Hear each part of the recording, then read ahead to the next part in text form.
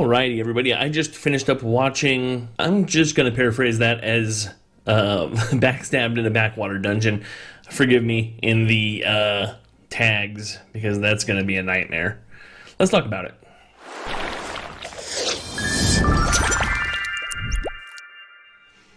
So, Backstabbed in a Backwater Dungeon is about Light, who has basically a gacha ability as his main skill. More or less, think of it like he can roll a gacha, and it gives him various items, abilities, and, even overpowered people to be part of, his party. Those powers are then used kind of in, a revenge-type plot. Speaking on the characters, I would say Light as a main character is just a little bit too basic for my liking, but I think the cast of characters around him in the series is what makes the series actually be pretty decent.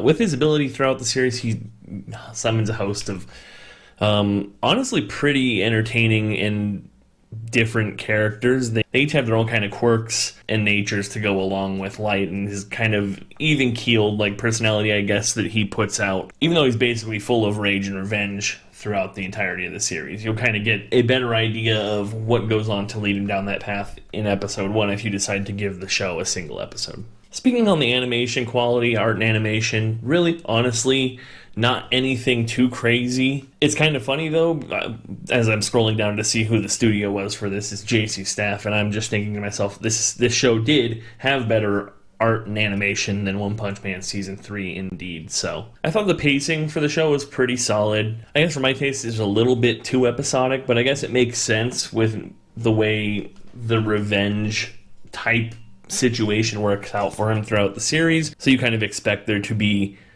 a different situation kind of developing on an not episode by episode basis, but I would say that there's kind of 3 or 4 smaller chunks in the overall 12 episode series. That being said, going back to the revenge part of the series, I think the revenge aspect was done pretty well. I think you're presented with a cast of kind of deplorable characters that you are quite frankly very happy to see get what they have coming to them, and a lot of that's in part due to his party members' abilities, which make it pretty easy, but that's not really all on its own, considering Light does put in a fair amount of work throughout the series to become relatively strong in his own right. I would be lying if I said I don't recommend the anime. It's just, for me, when I watch so much, it's kind of has to elevate itself to another level for me to be like, this was a really great anime.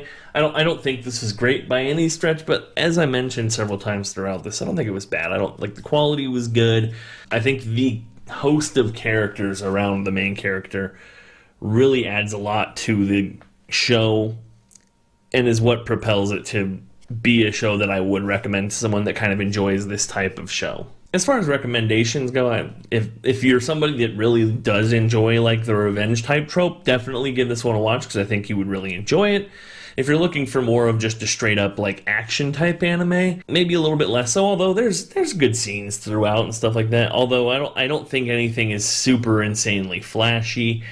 There is a little bit of comedy here and there. There's also some serious times throughout it, so you kind of get a little bit of everything if you go into it with an open mind. Me personally, I'm giving it a 68 out of 100. I was a little bit torn on this. Again, I feel like I'm always torn when we're in that 65 to 75 range, just nitpicking exactly where it should fall, and I don't really ever have much of a reason for the exact placement outside of just, I guess, feel. And when I sat down and thought about it after watching the last episode here today, I kind of felt like 68 was just the right place to put it. That being said, the source material, both the light novel and the manga, are still releasing, so there is almost assuredly enough material out there currently and or ongoing that we could see a second season of this. And again, this is one I would watch a second season of. But that all aside, I don't really have any super crazy feelings one way or another with this series. Having feelings like that about a series kind of makes it a little bit easier to ramble for a bit longer and talk about